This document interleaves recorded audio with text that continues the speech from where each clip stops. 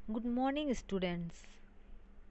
हम हिंदी की क्लास में पिछली कक्षा में स्पर्श भाग 1 से चैप्टर 2 पढ़ रहे थे और चैप्टर 2 में हमारा था दुख का अधिकार। हम यशपाल द्वारा लिखित लेखक यशपाल द्वारा लिखित एक कहानी पढ़ी जिसका नाम है दुख का अधिकार। तो यह कहानी हम पढ़कर समझ चुके हैं। तो आज हम फिर से एक बार दुख का अधिकार देख के समझेंगे। दुख का अधिकार के बारे में फिर से जानेंगे कि लेखक हमें प्रस्तुत कहानी के माध्यम से समाज में हो रहे अत्याचार के बारे में क्या बताना चाहते हैं। तो चलिए अब हम पाठ की शुरुआत करते हैं और फिर से दुख का अधिकार के बारे में जानते हैं। दुख का अधिकार। मनुष्यों की पोशाकें। हम देखते हैं कि मनुष्यों की पोशाकें जो पहनते हैं कपड़े, उन्हें विभिन्न श्रेणियों में बांट देती है। यानी कि हम पोशाक के माध्यम से ही हम लोगों को देख के समझ जाते हैं कि कौन धनी है कौन गरीब है, और हम उसे विभिन्न श्रेणियों में अलग अलग विभाग में बांट देते हैं। प्रायः पोशाक ही समाज में मनुष्य का अधिकार और उसका दर्जा निश्चित करती है। तो हम देखते हैं कि उसे जितना अच्छा पहना है तो उसे हम समझते हैं कि वह समाज में उच्च वर्ग का इंसान है, और जो फटा पुराना कपड़ा पहनता है तो हम सोचते हैं वह बहुत गरीब है, नीच परिवार का है। तो इस प्रकार यहाँ देखते हैं, और हमें लेखक जी यशपाल जी हमें यही कहना चाहते हैं, बताना चाहते हैं कि मनुष्य का जो पोशाक होते हैं, जो कपड़े होते हैं, उससे ही हमें अलग कर देता है, मनुष्य को अलग श्रेणी में बांट देता है और अलग दर्जा निश्चित करती है। वह हमारे लिए अनेक बंद दरवाजे खोल देती है, परंतु कभी ऐसे भी परिस्थितियां आ जाती है कि हम जरा नीचे झुककर समाज की निचली श्रेणियों की अनुभूति को समझना चाहते हैं। उस समय यह पोशाक ही बंधन और अड़चन बन जाती है। जैसे वायु की लहरें कटी हुई पतंग को सहसा भूमि पर नहीं गिर जाने देती, उसी तरह खास परिस्थितियों में हमारी पोशाक हमें झुक सकने से रोक लेती है। तो यहाँ पोशाक के बारे में चर्चा करके यशपाल जी हमें बताए हैं और दुख का अधिकार के बारे में समझाना चाहें कि मनुष्य का जो पहनावा है, जो पोशाक है, वही मनुष्य को अलग श्रेणियों में अलग भागों में बांट देती है, और हम पोशाक के जरिए ही इंसान को पहचानते हैं कि वह किस तरह का है।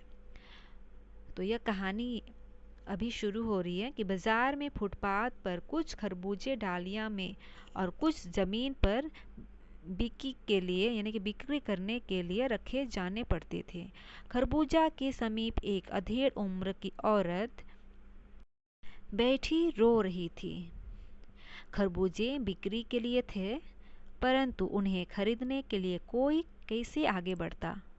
खरबूजों को बेचने वाली तो कपड़े से मुंह छिपाए सिर को घुटनों पर रखे फक फक कर रो रही थी। तो हम पिछली कक्षा में प्रस्तुत कहानी दुख का अधिकार भी पढ़ चुके हैं। तो हम समझ सकते हैं कि जो औरत जो खरबूजे बेचने के लिए वहाँ बैठी है, वह क्यों बैठी है, क्योंकि उसका जो बेटा जवान बेटा था, 23 वर्ष का जो उसका पुत्र था, उसकी मृत्यु हो गई थी, सांप के काटने से उसकी मृत्यु हो गई थी। तो घर में जिसे बोलते हैं किसी की मृत्यु हो जाने पर छूत रहता है, वह कहीं नहीं जा सकता है, कहीं नहीं निकल सकते हैं। तो जो ये औरत है, जो ये बूढ़ी औरत है, अधेड़ औरत, तो ये घर में आर्थिक कमी यानी कि पैसों की कमी होने के कारण कुछ चारा नहीं थे, घर में खाने के लिए कुछ नहीं था, इसीलिए वह अपने जो खरबूजा था उसे बिक्री करने के लिए डरते डरते आती है। लेकिन देखती है कि उसकी परिस्थिति कुछ अजीब हो जाती है, वहाँ का माहौल कुछ अजीब हो जाता है और उसे सब तुच्छ मानने लगते हैं, क्योंकि वह उसका पुत्र की मृत्यु के बाद घर में सब छूत हो गए थे। तो ऐसे गांव में छूत मानते हैं, तो इसीलिए यह कहानी बताई गई है। तो हम देखते हैं आगे। खरबूजे बिक्री के लिए थे, परंतु उन्हें खरीदने के लिए कोई कैसे आगे बढ़ता। खरबूजा को बेचने वाली तो कपड़े से मुंह छिपाए और सिर को घुटनों पर रखे फपक फपक कर यानी कि जोर जोर से रो रही थी। पड़ोस की दुकानों के तख्तों पर बैठे यह बाजार में खड़े लोग घृणा से उसे स्त्री के संबंध में बात कर रहे थे। तो हम जानते हैं कि गांव में क्या होता है, सब छूत, किसी की मृत्यु किसी के घर में होने से उस घर वाले को छूत मानते हैं। तो ऐसे में वह स्त्री खरबूजे बेचने के लिए यानी कि घर में अन्न की कमी, पैसे की कमी होने के कारण वह खरबूजा बेचने के लिए आती है। लेकिन कुछ इंसान हैं उसे घृणा की नज़र से उस स्त्री को देखते हैं और उस स्त्री का रोना देखकर मन में एक व्यथा सी उठी, पर उसके रोने का कारण जानने का उपाय क्या था। फुटपाथ पर उसके समीप बैठे सकने में मेरी पोशाक ही व्यवधान बन खड़ी हो गई। यानी कि यशपाल जी कहते हैं कि फुटपाथ पर उसके समीप बैठ सकने में मेरी पोशाक ही व्यवधान बन खड़ी हो गई। एक आदमी ने घृणा से एक तरफ थूकते हुए कहा, क्या जमाना है, जवान लड़के को मरे पूरा दिन नहीं बीता और यह बेहया दुकान लगा के बैठी है। दूसरे साहब अपनी दाढ़ी खुजाते हुए कह रहे थे, अरे जैसी नीयत होती है अल्लाह भी वैसे ही बरकत कर देता है। सामने के फुटपाथ पर खड़े एक आदमी ने दिया सलाई की तिल्ली से कान खुजाते हुए कहा, अरे इन लोगों का क्या है, ये कमीने लोग रोटी के टुकड़े पर जान देते हैं। इनके लिए बेटा बेटी, खसम, लुगाई, धर्म, ईमान सब रोटी का टुकड़ा है। परचून की दुकान पर बैठे लाला जी ने कहा, अरे भाई, उनके लिए मरे जिए का कोई मतलब ना हो, पर दूसरे के धर्म ईमान का तो ख्याल करना चाहिए। जवान बेटे के मरने पर 13 दिन का सूतक होता है और वह यहाँ सड़क पर बाजार में आकर खरबूजे बेचने बैठ गई है। 1000 आदमी आते जाते हैं, कोई क्या जानता है कि इसके घर में सूतक है। कोई इसके खरबूजे खा ले तो उसका ईमान धर्म कैसे रहेगा, क्या अंधेर है। तो इस प्रकार जो पड़ोस में जो दुकानदार थे उस औरत को रोते हुए देखकर सब अलग अलग बोलने लगते हैं, क्योंकि उसका जो जवान बेटा था उसकी मृत्यु हो गई थी। तो हम जानते हैं कि गांव में सब तुच्छ मानते हैं किसी की मृत्यु हो जाने पर, इसीलिए जो बगल में जो दुकानदार थे वे अलग अलग तरीके से उस औरत को बोलने लगते हैं। और पास पड़ोस की दुकानों में पूछने पर पता चला कि उसका 23 बरस का जवान लड़का था। घर में उसकी बहू और पोता पोती है। लड़का शहर के पास 1.5 बीघा पर जमीन में कछियारी करके परिवार का निर्वाह करता था। खरबूजों की डालियां बाजार में पहुंचाकर कभी लड़का स्वयं सौदे के पास बैठ जाता, कभी माँ बैठी जाती। लड़का परसों सुबह मुंह अंधेरे बेलों में से पके खरबूजे चुन रहा था। गीली मेड़ की तरावत में विश्राम करते हुए एक सांप पर लड़के का पैर पड़ गया। सांप ने लड़के को डस लिया। लड़के की बुढ़िया माँ बावली होकर ओझा को बुला लाई। झाड़ना फूकना हुआ, नाग देव की पूजा हुई। पूजा के लिए दान दक्षिणा चाहिए। घर में जो कुछ आटा और अनाज था दान दक्षिणा में उड़ गया। माँ, बहू और बच्चे भगवान से लिपट लिपट कर रोए। यानी कि उस स्त्री की जो बेटा था उस बेटा का नाम था भगवान। तो वो भगवान जो एक दफे चुप हुआ तो फिर ना बोला। सांप के विष से उसका सब बदन काला पड़ गया था। जिंदा आदमी नंगा भी रह सकता है, परंतु मुर्दे को नंगा कैसे विदा किया जाए।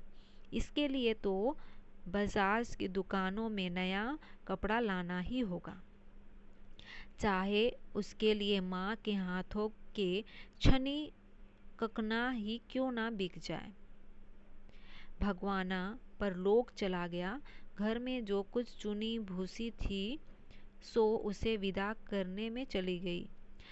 बाप नहीं रहा तो क्या लड़के सुबह उठते ही भूख से विलविलाने लगे। दादी ने उन्हें खाने के लिए तरबूजे दे दिए, लेकिन बहू को क्या देती। बहू का बदन बुखार से तावे की तरह तप रहे थे। अब बेटे के बिना बुढ़िया को दुआनी चौवन्नी भी कौन उधार देता। बुढ़िया रोते रोते और आंखें पोंछते पोंछते भगवाना के बटोरे हुए खरबूजे डालिया में समेट कर बाजार की ओर चली, और चारा भी क्या था। बुढ़िया खरबूजे बेचने का साहस करके आई थी, परंतु सिर पर चादर लपेटे, सिर को घुटनों पर टिकाए हुए फपक फपक कर रो रही थी। काल जिसका बेटा चल पड़ा, यानी कल जिसका बेटा चल बसा, आज वह बाजार में सौदा बेचने चली है। हाय रे पत्थर दिल। उस पुत्र वियोगिनी, यानी कि जान रही है वह स्त्री जो भगवाना है, उसकी माँ जान रही कि वो क्या कर रही है, लेकिन घर में जो परिस्थिति है, उस परिस्थिति के कारण वह लाज के मारे वो और घर के दुख को देखते हुए वह बाजार में चली जाती है। तो उस पुत्र वियोगिनी, यानी कि अपने पुत्र के वियोग में जो दुख का अंदाज़ा लगाने के लिए पिछले साल अपने पड़ोस में पुत्र की मृत्यु से दुखी माता की बात सोचने लगा। वह सब महिला पुत्र की मृत्यु के बाद 2.5 मास तक पलंग से उठ ना सकी थी। उन्हें 15-15 मिनट बाद पुत्र वियोग से मुरझा आ जाती थी, यानी कि अपना जो पुत्र था उसका याद आती थी, और मुरझा न आने की अवस्था में आँखों से आंसू ना रुक सकते थे। दो डॉक्टर हरदम सिरहाने बैठे रहते थे। हरदम सिर पर बर्फ रखी जाती थी। शहर भर के लोगों के मन उस पुत्र शोक से द्रवित हो उठे थे। जब मन को सूझ का रास्ता नहीं मिलता तो बेचैनी से कदम तेज हो जाते हैं। उसी हालत में नाक ऊपर उठाए राह चलतों से ठोकरे खाता मैं चला जा रहा था, सोच रहा था, शोक करने, गम मनाने के लिए भी सहूलियत चाहिए और दुखी होने का भी एक अधिकार होता है। तो यह स्वयं जो कहानी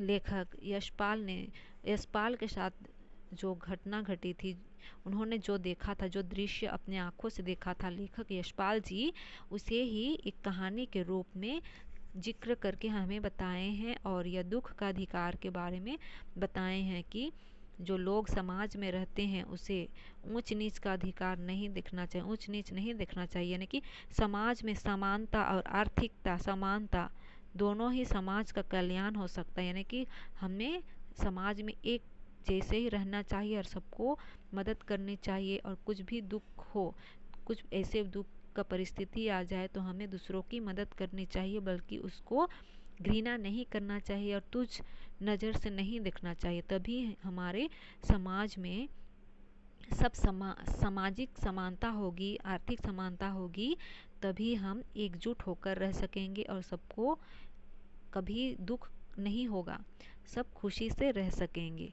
तो यह कहानी लेखक यशपाल जी उस समय लिखे, यानी कि उस समय इस घटना का वर्णन करके कहानी बनाए जब वे अपने नज़रों में, अपने आँखों से स्वयं उस गांव में जाकर, एक गांव में इस तरह का हालात देखे, तो उस घटना का वर्णन करके प्रस्तुत कहानी के जरिए दुख का अधिकार कहानी का वर्णन करके हमें बताए हैं। तो यह कहानी हम पहले भी पढ़ चुके हैं, तो हमें ज़रूर समझ में आ गई होगी।